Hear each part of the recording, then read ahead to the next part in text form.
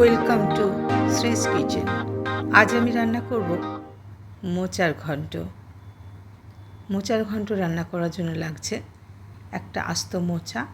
এবার মোচার ফুলগুলোকে ছাড়িয়ে নিয়ে একটা পাত্রের মধ্যে জলের মধ্যে হলুদ আর লবণ নিয়েছি।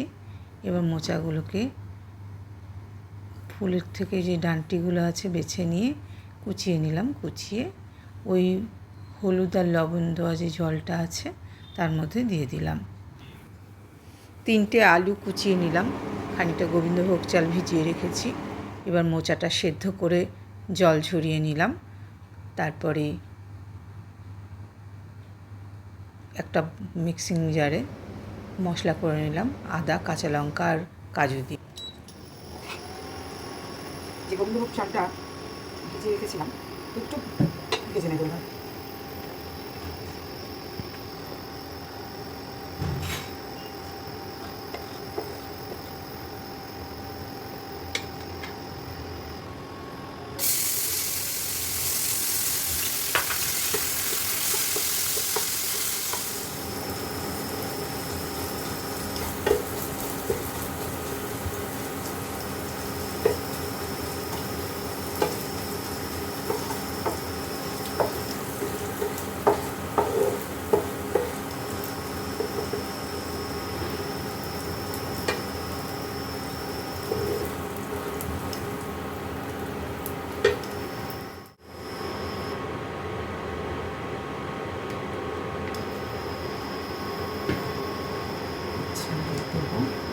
শুকনো লঙ্কা, তেজপাতা ফোড়ন।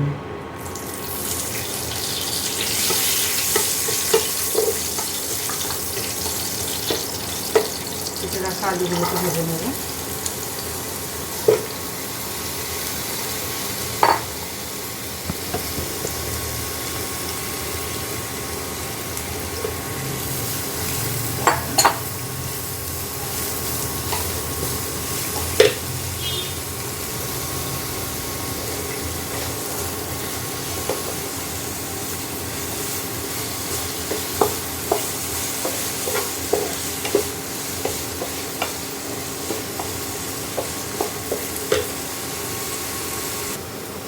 আলুগুলো ভাজা হয়ে এসছে। এবার আমি পরিমাণ মতো লবণটা দিয়ে দিলাম। আলুর সঙ্গে লবণ দেব আর সামান্য একটু হলুদ দেব।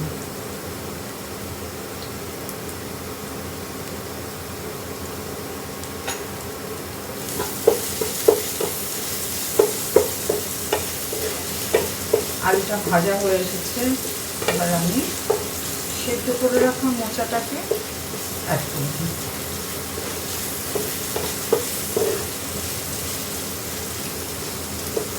আচ্ছা, তার আগে আমি মশলাটা কষিয়ে নিই। মশলাটা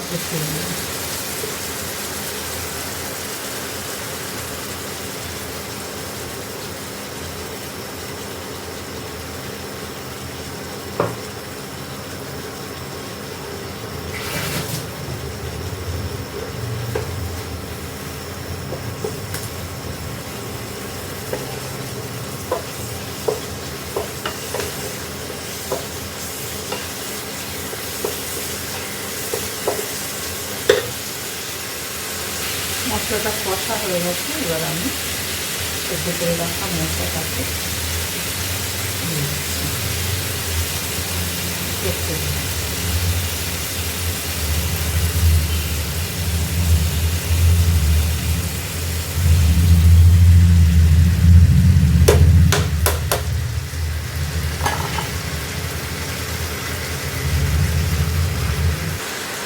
এবার দেব জিরে, ধনে, গরম মশলা, শুকনো লঙ্কা সমস্ত হালকা রোস্ট করে আমি গুঁড়ো করে রেখেছিলাম। একটু দিয়ে দিলাম। আমি মশলার সঙ্গে জিরে দিয়েছিলাম না, এইবার আমি ওই মশলাটাকে অ্যাড করে দিলাম। আবার একটু নাড়িয়ে নিলাম। এবার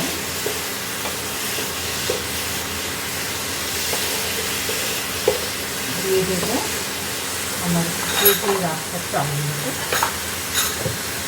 যে গোবিন্দভোগ চালটা ভেজে রেখেছিলাম দিয়ে দিচ্ছি। আর দেবো একটু ঘি। আবার ভালো করে একটু মিশিয়ে দিই।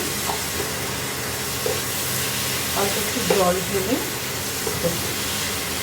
ঢাকা দিয়ে রাখতে হবে। চালটাকেও একটু সেদ্ধ হতে দিতে হবে।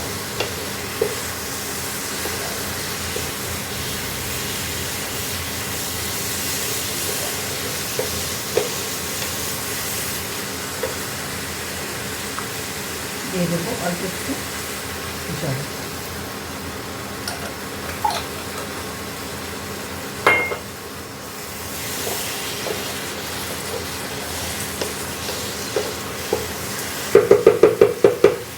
এবার কম আছে 10 মিনিটের জন্য এটাকে ঢেকে রেখে দেবো। ঢাকাটা খুলে একটুখানি চিনি দিয়ে আবার একটু নাড়িয়ে দিলাম।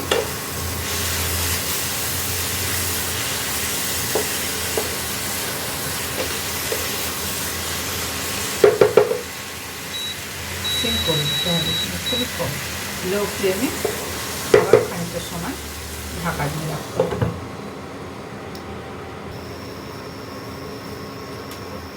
এবার ঢাকনাটা খুলে দেখি। ওয়াও,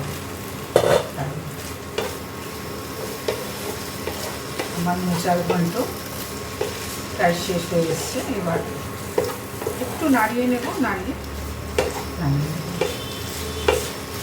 আর হ্যাঁ, যার অনেকে একটু মিষ্টি মিষ্টি পছন্দ করে, অনেকে একটু কম মিষ্টি পছন্দ করে। যে যেমন মিষ্টিটা পছন্দ করে নিজের স্বাদ অনুযায়ী অবশ্যই মিষ্টিটা দেবে। নিরামিষ তরকারি একটু মিষ্টি মিষ্টি না হলে ভালো লাগে না।